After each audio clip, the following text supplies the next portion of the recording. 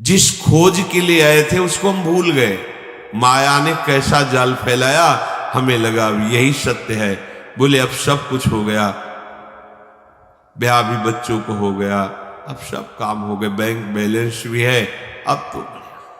लेकिन जिस कार्य के लिए आए थे वो तो शुरुआत भी नहीं की, फिर मरे, फिर वही जन्म, फिर वही बात शुरू। कब से शुरू है? तो हमारा लक्ष्य क्या है? भगवत प्राप्ति, प्रभु में तन्मय हो जाना, शरीर का राग भोगों का राग छूट जाना। ये लक्ष्य नहीं बना रहे, भटकते चले जा रहे। कोई भाग्यशाली सत्संग के प्रभाव से अपने लक्ष्य को दृढ़ कर पाता है। ये विशेषता से बात समझ लो, चाहे प्रलय हो चाहे महाप्रलय हो, भगवान के सिवा तुम्हें विश्राम मिलने वाला नहीं। प्रलय हुआ ब्रह्मा में समिट गए, महाप्रलय हुआ ब्रह्मा सहित प्रकृति में, प्रकृति परमात्मा में।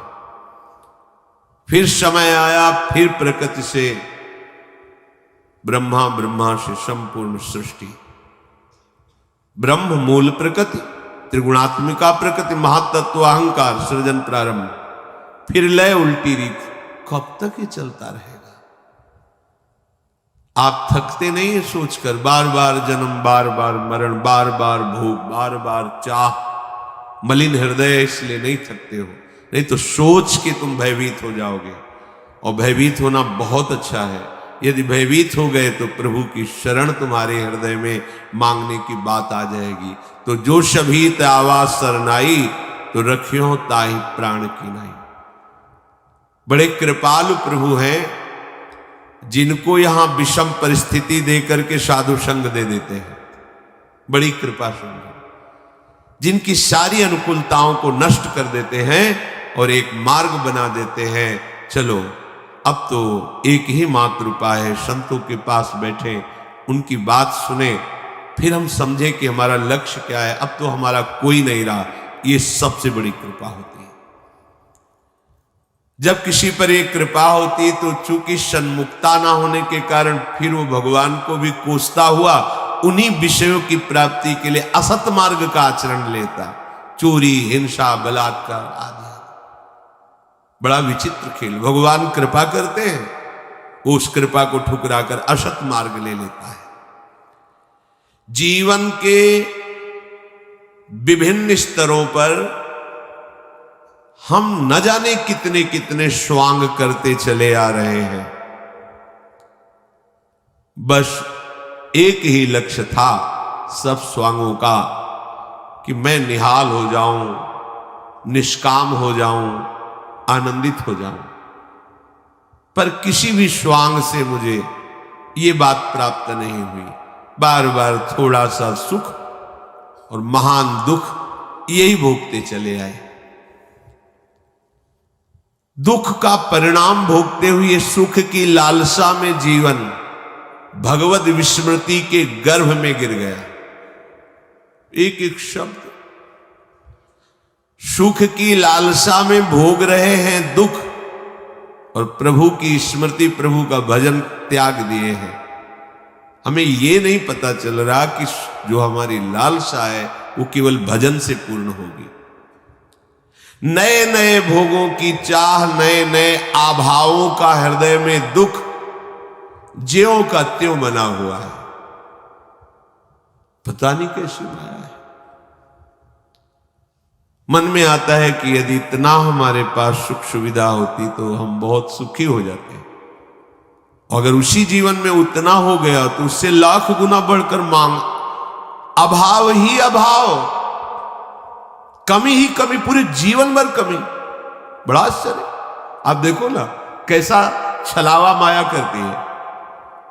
बचपन से लेकर अभी तक देखो, हमारी मांगें बदलती गई, वस्तुएं भोगते रहे, व्यक्तियों का संयोग लेते रहे, लेकिन अभाव कम नहीं हुआ।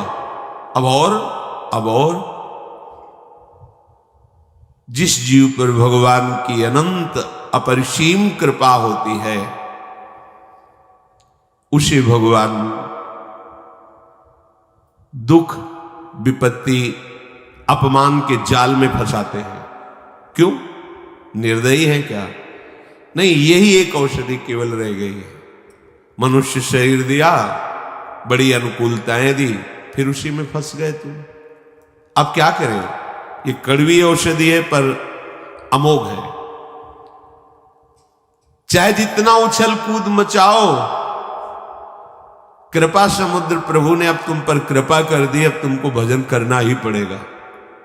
तुम्हारे लिए अब कोई रास्ता नहीं। एक बार कोई महापुरुष किसी उपासक से कह रहे थे, तुम लिख लो कागज में, तुम्हारे भाग्य में विषय सुख नहीं है। अगर तुम विषय सुख के लिए चेष्टा करते हो तुम मारे जाओगे। लिख लो, तुम्हारे भाग्य में नहीं, तुम्हारे भाग्य में भगवत सुख है। इसे श्राप मानोगे या वरदान मानोगे? उन्होंने क्लियर कर दिया, है ही नहीं तुम्हारे भाग्य में विषय सुख। कुछ भी करके देख लो, करोगे तो मारे जाओगे। मारे जाओगे अर्थात तुम्हारी वृत्ति मारी जाएगी। उसके लिए प्रयास मत करो। तुम्हारे सुख में भगवत सुख है, तुम्हारे भाग्य में भगवत सुख है। रहस्य न समझने के कारण लगता है देखो ऐसा कह दिया, तुम्हारे भाग्य में विषय सुख है ही नहीं। ऐसे ही तुम कितना उछल कूद मचा लो, तुम कितना भागो, तुम्हें तीन तरफ से घेर लिया गया है। एक ही रास्ता है, इधर इधर इधर, तीनों तरफ बंद कर दिए गए रास्ते। पीछे लौट नहीं सकते, दाएं बाएं कोई रास्ता नहीं रखा गया। सन्मुख चलो भगवान की सीधे। अगर खड़े हो गए तो इतनी पीड़ा दी जाएगी कि खड़े भी नहीं हो सकते। आगे बढ़ो। यह है भगवान की विशिष्ट कृपा। चाहे जितना तुम प्रयास कर लो, यदि भगवत कृपा हो गई तो तुम्हें भजन करना ही पड़ेगा, भगवत प्राप्ति होगी ही तुम्हें। अपने लोग इसी लाइन में आ गए हैं। पता ही नहीं था कि कोई मंजिल भी होती है, ये कोई रास्ता भी होता है।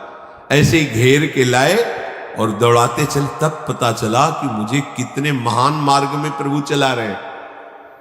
अब इसमें ऐसी प्रतिकूलताएं भी आती कि पीछे मुड़ के देखो तो कुछ है ही नहीं, बंद है, साइड में कोई है ही नहीं, आगे का रास्ता बड़ा खुला हुआ है, खड़े हो नहीं सकते। तब रोना आता है, कितने कृपालु हो, कितने कृपालु हो। केवल एक ही रास्ता रखा है, मां में वे प्रपद्यन्ते, दूसरा रखा ही नहीं। और कृपा का प्रवाह तुम्हें खड़े रहने नहीं देगा। जैसे प्रवाह होता है ना, तो उसमें हाथ पैर मारने की जरूरत नहीं है, वो तुम्हें खुद बहा के ले जाएगा। वायु का प्रवाह तिनके को बड़े उच्च स्थान में पहुंचा देता है, तिनके की सामर्थ्य नहीं है। स्वामी श्री हरिदास जी महाराज, तिनका ज्यों बयार के बस।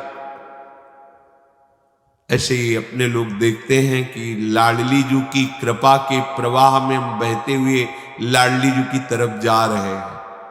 अब हम चाहे भी उत्तर दक्षिण पश्चिम तो नहीं जा सकते, अब सन्मुख ही भागना पड़ेगा।